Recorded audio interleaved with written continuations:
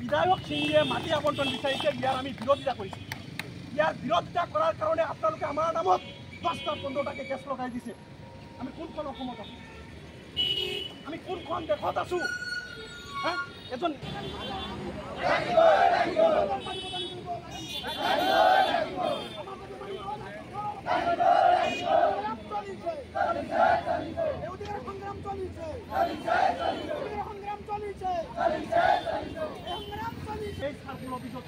মানুহলৈ আমি আন্দোলন কৰিম।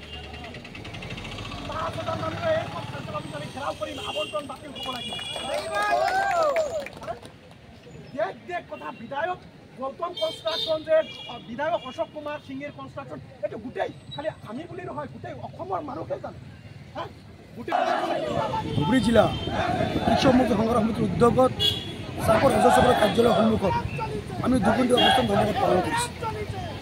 আমি দেখিছোঁ যে বিধায়ক অশোক কুমাৰ সিংহিৰ গৌতম কনষ্ট্ৰাকশ্যন কোম্পানীৰ নামত চৰকাৰী খাছ মাটি জমদুৱাৰ গাঁৱত 413 নং দাগৰ 6 বিঘা 4 কটা মাটি আবণ্টন লৈছে।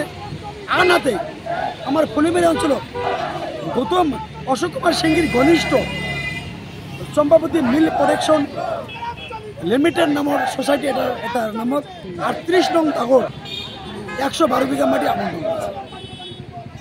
ই দেশ অন্যায় কৰিছে, কাৰণ যি জেগাত যুগ ধৰি 40, 50, 60 বছৰ ধৰি ভূমিহীন মানুহবিলাকে বসবাস কৰি আছে, ভূমিহীন পৰিয়াল বসবাস কৰি আছে, সেই ভূমিহীন পৰিয়ালক এইটুকুৰা মাটি আবণ্টন দিয়া নাই। অথচ বিধায়ক সিংহিৰ ঘনিষ্ঠ চম্পাৱতী মিল প্ৰডাকশ্যনৰ নামত 112 বিঘা, সিংহিৰ যি গৌতম কোম্পানীৰ নামত 6 বিঘা 4 কটা মাটি আবণ্টন লৈছে।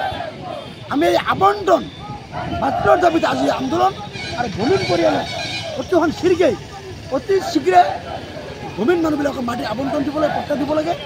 বিধায়ক বিজেপি দলৰ পূৰ্বৰ বিধায়ক অশোক কুমাৰ সিংহি এইখন কাৰ্যালয়ৰ অন্তৰ্গত ফলিমাৰী হিৰবিল 38 নং দাগত 112 বিঘা মাটি চম্পাৱতী মিল্ক প্ৰডাকশ্যন কোঅপাৰেটিভ ছ'চাইটিৰ নামত আবণ্টন লৈছে।